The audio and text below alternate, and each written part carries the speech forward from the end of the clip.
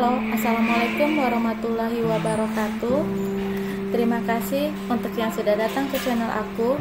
Kalau belum subscribe, tolong jangan lupa di subscribe, kemudian bunyikan lonceng, dan jangan lupa kasih like serta komentar biar aku makin semangat ya.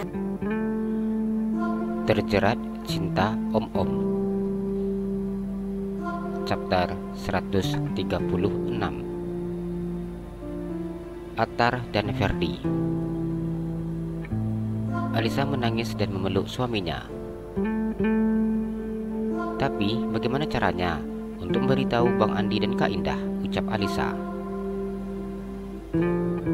Gak usah dikasih tahu, biar aja itu nanti jadi rahasia kita, ucap Attar sedikit tersenyum dan mencium bibir istrinya. Alisa menganggukkan kepalanya.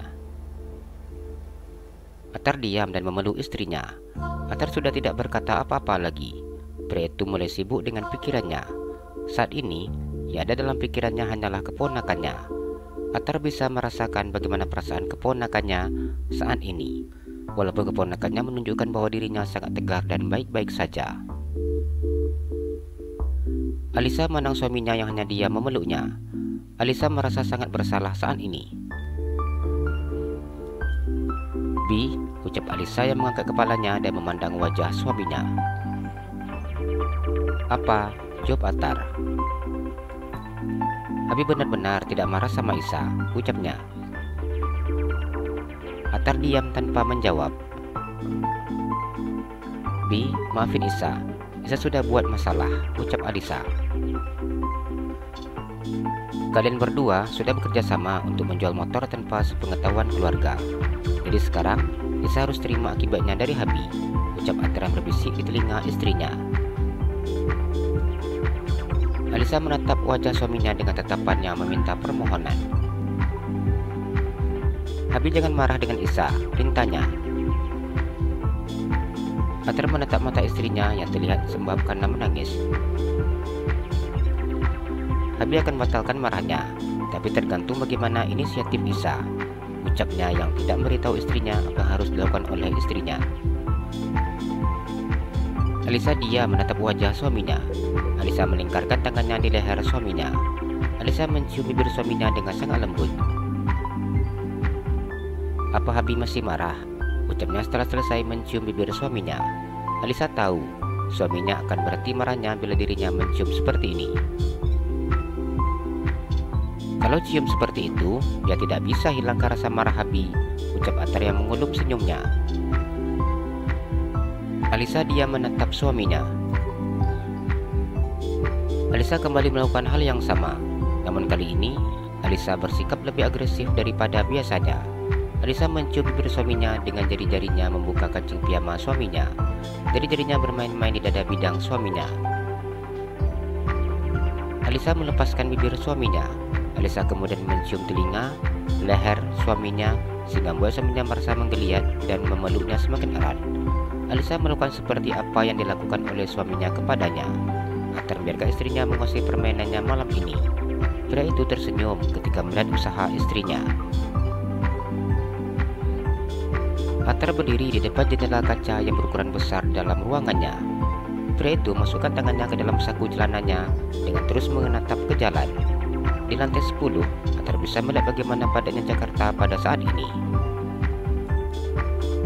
Masuk, ucap Attar ketika mendengar suara permisi dari pintu.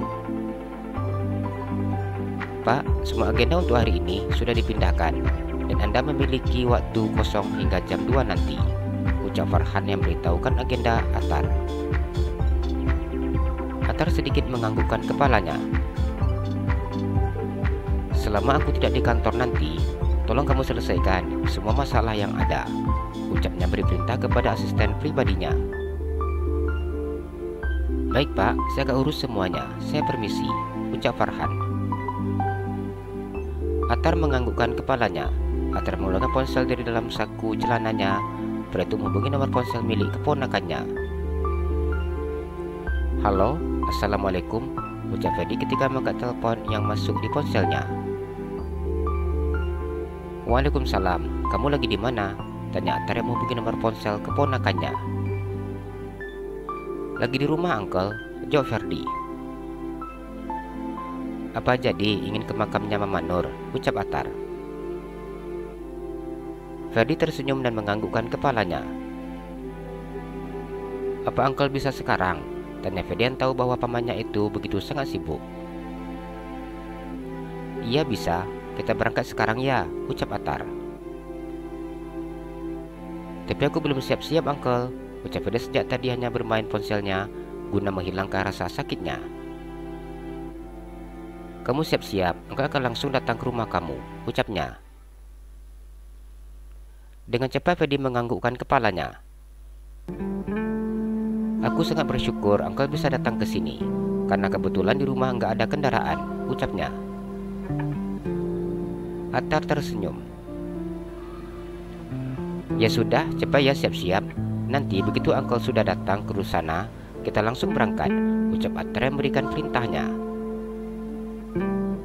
Iya Uncle, Assalamualaikum, jawab Ferdi. Waalaikumsalam, ucap Atar kemudian mencuri sambungan teleponnya. Atar merapikan pakaiannya dan kemudian beranjak dari kursinya. Saat ini masih jam kuliah istrinya. Atar sudah berencana untuk bawa keponakannya ke makam mertuanya. Ferdi sedikit berlari ketika melihat mobil omnya yang sudah sampai di halaman rumahnya. Dengan cepat Ferdi keluar dari dalam rumah dan langsung buka pintu mobil omnya. Aku tadi mandinya cepat-cepat Uncle, agar Uncle enggak lama nunggu, Ferdi berucap sambil duduk di kursi sebelah omnya. Atar tersenyum dan menganggukkan kepalanya.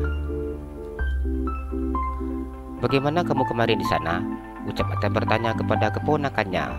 Atar begitu sangat ingin tahu seperti apa kegiatan keponakannya di tempat pendidikannya. Ferdi tersenyum memandang omnya. Di sana kerjaannya latihan Uncle, terus juga belajar.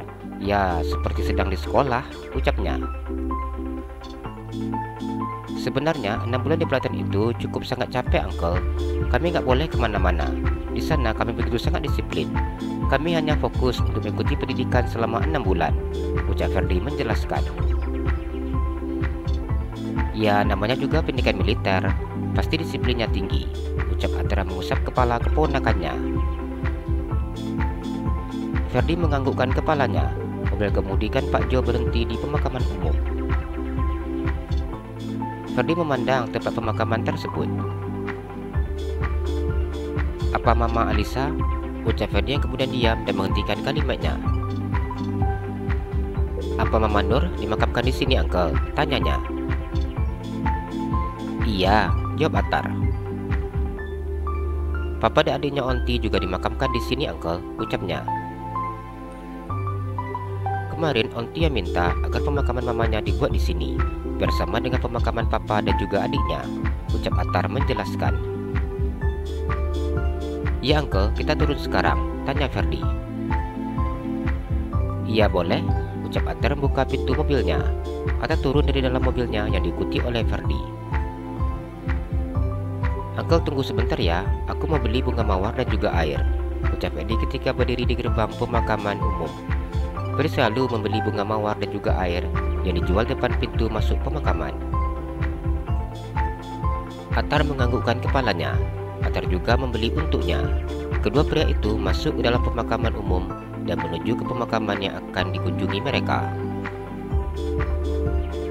Om belum perbaiki kuburannya karena kata orang yang mau buat batu nisan sebenarnya paling cepat menunggu 100 hari baru dikasih batu nisannya. Kalau sekarang takutnya nanti roboh karena tanahnya belum padat, ucap Atar menjelaskan kepada keponakannya. Ferdi menganggukkan kepalanya, duduk di tumpukan tanah. Air matanya menetes saat memandang makam tersebut. Assalamualaikum Ma, aku datang sesuai dengan permintaan Mama, ucap Ferdi yang tersenyum. Ferdi mengeluarkan surat Yasin dari dalam saku baju kemejanya. Omnya duduk di sebelahnya melakukan hal yang sama. Mereka membacakan beberapa surat-surat Al-Quran dan berdoa. Ma, aku datang ke sini sama om aku. Ma, ternyata yang menjadi suami Alisa itu om aku. Sekarang Alisa sudah jadi onti aku Ma. Mama sekarang sudah bisa tenang. Alisa sudah ada yang melindunginya, ucap dia mengusap air matanya. Atar mengusap punggung keponakannya yang duduk di sampingnya. Mama sekarang sudah tenang di sana. Dia sudah sehat, tinggal kita yang mendoakannya, ucap Atar. Ferdi menganggukkan kepalanya. Iya, Uncle, ucapnya. Kita pulang, tanya Atar saat akan mengajak keponakannya untuk beranjak pergi dari pemakaman tersebut. Ferdi menganggukkan kepalanya. Mama, aku pulang dulu. Mama tenang di sana. Maafkan aku bila aku ada salah, Ma, ucapnya. Ferdi menaburkan bunga dan juga menyiramkan air yang ada di botol. Ferdi mencium batu nisan tersebut dan kemudian berdiri. Om, aku mau kuburan Papa dan adiknya Onti. Suatu aku belum mengikuti pelatihan, aku sering kesini, ucap Ferdi sengaja tidak menghabiskan bunga mawar dan airnya di saat menabur di makam Mama Nur. Ayo, ucap Atar.